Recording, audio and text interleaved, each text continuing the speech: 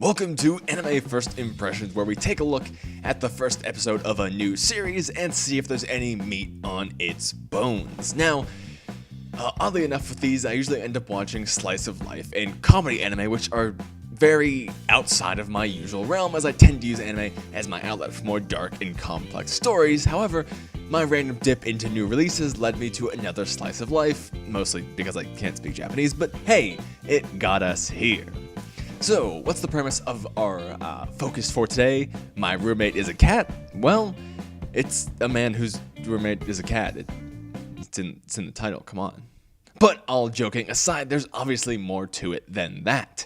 The main character, Subaru, is a somewhat popular mystery novelist who's in need of an idea for his next book after the death of his parents.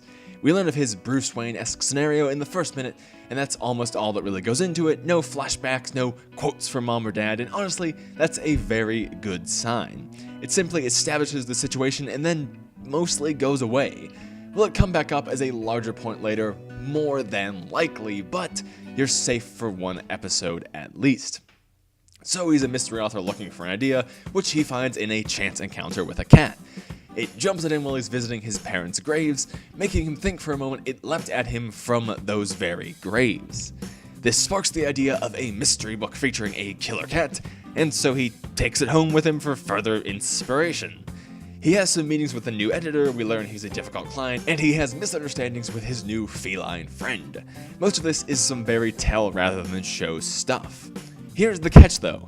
Slice of life and comedy are the best suited genres to say everything to the viewer's face and still work. It's narrated to us that Subaru is a difficult client who doesn't like people, but that is backed up with the quick comedy moments most people are going to want out of an anime like this. Why doesn't he like people? Well, we see a fast flashback where two other kids spoil the book he was reading. So he looks at people as getting in the way of his imagination. Later on, his editor calls to see if he's got some reference material that was sent his way and tries to slide him some cat facts while he's at it.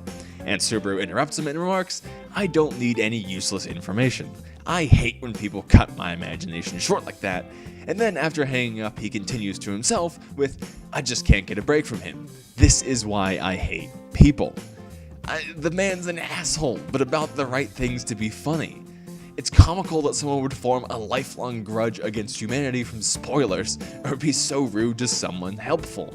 There's also something to note about his reason for not liking people though, as getting in the way of my imagination is a reason I've never heard before. It gets the point across, but makes him feel a bit more original than some of the other moody boy tropes. The ridiculousness extends into his interactions with the cat, as he takes normal cat stuff and thinks of it as a killer out to get him with some elaborate ploy. It leaves food outside his door because cats, and not knowing, he steps on it, and his first conclusion is, "Shit, this thing is setting traps so it can kill me when I'm down." It happens again, but this time he knows the reason, so he just shuts the door in its face. Most of the comedy comes from his interactions like that, which are outside of the norm in just the right way to be funny. And then we get the whole thing from the cat's perspective, so we hit the classic comical misunderstandings checkbox. Dual perspective has obviously been played for laughs before, but the perspective of a cat is new enough to earn some points. We get its side of things from its thoughts, so it's mostly tell stuff again, but I mean, there's not many effective ways outside of that to get the perspective of an animal across in a short amount of time. I'm sure there's ways to do it, but not in a short, funny way. So the jokes that come from their interactions, they just work. I don't want to get into the best ones because there are some nice little surprises in there, but I will say I was consistently laughing at their interactions. As for the slice of life side of things, it's exactly what you'd expect. The backstory is shallow and told through quick flashbacks, and it picks easy oh no moments that'll get a response without setup. The relationship evolves to maybe they aren't so bad by the end of the first episode on both sides. All standard stuff, but this is the first episode, and that's obviously stuff that you just don't have time for and have to flesh out as the series goes on, so take it with a grain of salt that it could get more in-depth from there. Overall, it has some good stuff going for it. His original reasons, a clear plot device for easy comedy, and a cat, which it's going to be easy points from a lot of animal lovers. With those aspects, it has the potential to deliver somewhere above average over its run, but let's look at what really matters. When I finished watching, I got up smiling and I was in a good mood. And if you're looking to relax and take in something simple, wholesome, and get some laughs, then this is a good thing to add to that watch list. I don't really have anything to say past that. I think that's the most important test for series and genres like that.